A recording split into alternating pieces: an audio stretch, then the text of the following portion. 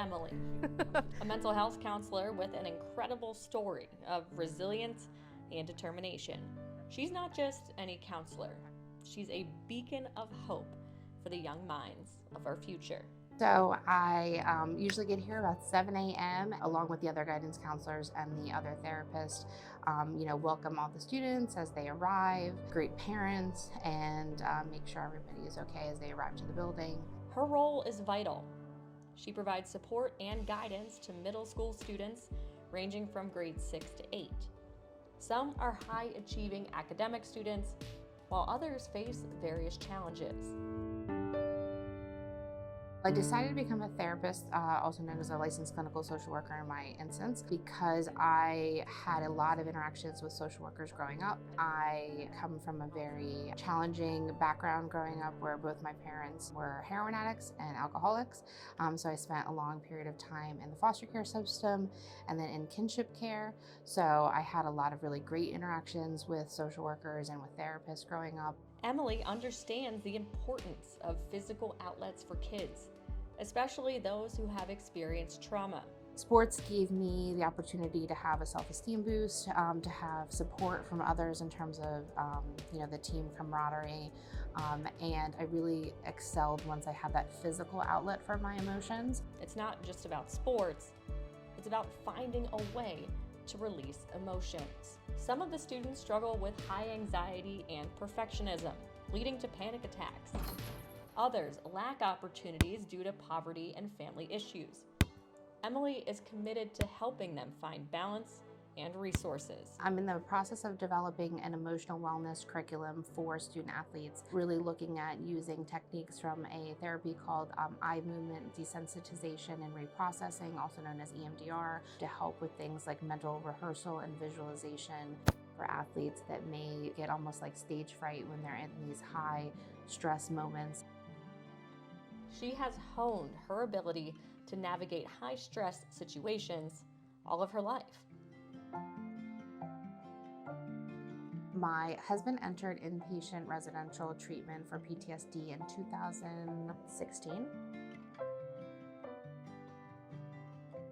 During that time, we experienced a lot of strife in our family structure. We went from being housed to homeless for a period of time. I really needed some support into how to best support him. And so I started Googling resources for veterans and for caregivers and came across Hope for the Warriors. Got Logan, Bailey, Charlie, and Sawyer and Chief, and this is my husband, David. Her husband is now stable, and they have 4 children together. The support from Hope has been instrumental in their journey.